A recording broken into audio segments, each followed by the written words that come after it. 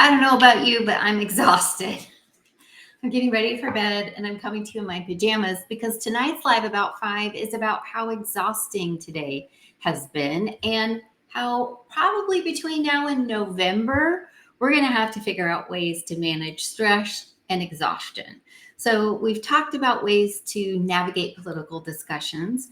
We've talked about ways to stay on target with your goals, even when the world is on fire and it's distracting. But now let's address specifically how we care for ourselves when we're just burned out and exhausted. And, I want to lay around like my Yorkie, Charley, all day because he's got the answer. Let me tell you, he is as snug as a bug in a rug all the time. But you can't ignore how you're feeling and just keep pushing through, especially in midlife. I've learned that the body just doesn't respond the way it used to, right? I'm not drinking until 2 a.m. and getting up and going to work at 6 a.m. anymore. And I can't just pretend that I'm not really stressed and feeling tired. So, here's some things that you can try that might help address your exhaustion. And the first thing is to take a digital break. Isn't that ironic that I'm telling you that on this device? What do I mean by a digital break? It means I think you should schedule digital breaks throughout the day. Put this phone down. And if you have ADHD, actually, this is your reminder that you were actually trying to do something when you came across this video. So it's okay if you want to leave now and go finish what you were doing. Because that's what I do all the time. But take a break, right? Schedule breaks, maybe at 10, 12, and 2, and go out for a quick 5-minute walk. Make a good meal for yourself, but take a digital break. Turn off the TV, close the laptop, put your phone down, because it's really going to help you detach from all the noise that's being created in our world on this online system, right? The second thing is going to be to move your body. I cannot tell you what exercise has done for me, and I avoided it for as long as humanly possible. I can't tell you why, but I am from the South. I don't know if we have some hang up about it being hot, but in general, I was never really good at exercising.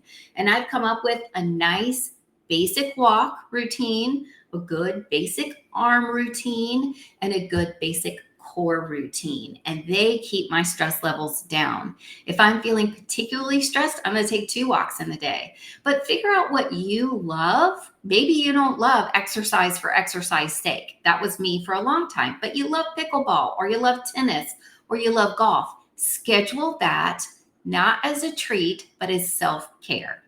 Then I'm going to recommend that you rest. Sometimes instead of quitting, the best thing to do is just take a break. When your body is telling you it's really tired, that's its way of saying it needs real rest. And if you're not sleeping well, I can assure you that you're not doing most of anything well. Sleep is one of my specialty areas. I can help you with sleep.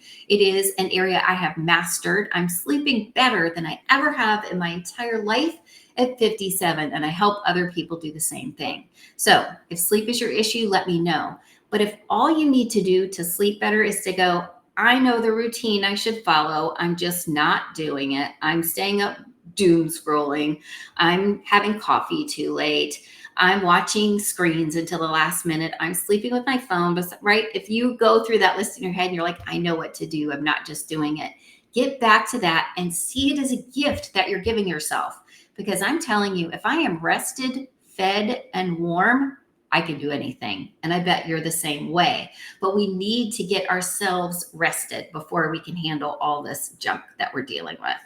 Then I would say to mind your health, especially if your tiredness is persisting. If you think that maybe it's more than just being overwhelmed or feeling frustrated with today's day and age and news, then see a doctor. You might need to get a blood test. You might need to see what's happening in your body. I have a thyroid disease, as most people my age do. Thank you. Goodness knows what we did to make that happen. But I know that I have to be thoughtful. My thyroid right now is 0.008, which is, for those of you who don't know, super bad. It's the only thing I see a doctor for, and it's the only thing that's totally screwed up. I'm not blaming the doctor. It's just really frustrating to try to get it straight. Fortunately, health and wellness is one of my focuses, so I'm making progress on it. But if you feel like you have some long-term health issues that might be bugging you, get a baseline done. There are amazing people called functional diagnostic nutritionists, And they, if you don't want to see your regular doctor, can do some tests, because what I would recommend is that you test, you don't guess, right? It's really important to know exactly what we're dealing with. And there might be an underlying health issue that's causing you that frustration. Next, I would recommend self-care. And this isn't just a little blip I'm throwing out. I'm talking about not zoning out and scrolling on your phone. I'm not talking about going and get a mani-pedi. That's great if you do that. But I'm talking about coming up with a strategy for yourself, whether it's meditation in the morning, walking in the afternoon, and a healthy meal that is literally taking care of yourself. One of the things that I've added into my routine more consistently lately is dry brushing. I have incredibly delicate, dry, pale skin, and dry brushing is really helping me. But I have to take the time to do it. Is it like 100 hours a day? No, it's like 10 minutes. Do I like to avoid it anyway? Yes. So part of what is good for me when I decide, all right, I need to double down on self-care, is just the act of taking care of myself buoys my mental health. It gives me energy. It makes me feel seen. It makes me feel loved. And we need to feel that way by ourselves, right? We don't need anybody else to tell us that. But maybe what really floats your boat is a massage. Get a massage. And I'm not saying the mani-pedi isn't good enough. I'm saying do something more than just pampering. Do something that's fundamental. You know, when we have little babies and they can't tell us what they need, and you may not be able to tell me what you need. You may not even be able to tell yourself what you need. Start at the beginning, right? Is there a problem in the belly? Is there a problem with the sleep? Is there a problem with needing to burp? Is there a problem with needing to eat? Go back to the basics with your self-care and really review. You know what? Every time I get really stressed, it's because I'm binging on sugar, and sugar makes me anxious. Alcohol makes me anxious, right? Think of the things that work for you and explore until you figure out what they are, because you deserve that. Next is going to be to listen to your body. And that's the last thing I'm going to recommend that you do. I think our bodies try to tell us quietly, then more loudly, and then with even more emphasis, when we've got to stop and pay attention before we do some long-term damage. And if you're not slowing down, it's really going to catch up. And it's important that you listen so that you can then treat yourself, right? You can say, God, I feel hungry all the time. What is that? Wait, what am I eating? I had a Pop-Tart for breakfast and then a Dr. Pepper. And then I went and I had a candy bar for lunch. Yeah, I bet I'm hungry, right? Eat whole foods, right? Don't worry about organic. Don't worry about keto. Just eat a real meal, right? Eat a hamburger with a salad on the side. Eat a lovely piece of salmon with some rice and some bread. Whatever it is, get back to some good food, good sleep, good hydration, whatever that works for you. If you're not sure what works for you, I want to invite you to join us on the 14-day reset coming in August. We do one every single month. The one for July is already rocking soon. But in every single month, you have a chance for 14 days to change the way you feel. And for me, this has been the system that I go to over and over and over again.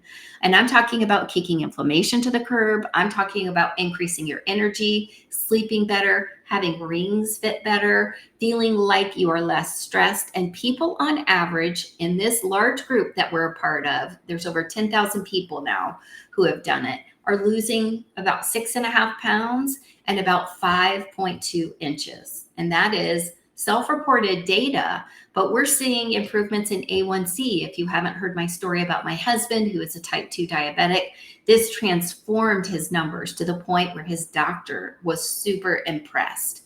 If you're looking for a system and you don't have one, I would love to have you do the reset with me, because I'll tell you why the reset's different. It's not something that you have to do forever. Every single day, do this. It's a 14-day system that you can push and play when you need it. Are you going to do this during Christmas break, holiday break, Kwanzaa break, Hanukkah break? No, don't do it when you're celebrating. Don't do it Thanksgiving weekend, right? But maybe you want to do it after you've been on vacation because you really went cuckoo for Cocoa Puffs and had an amazing time eating all your favorite foods.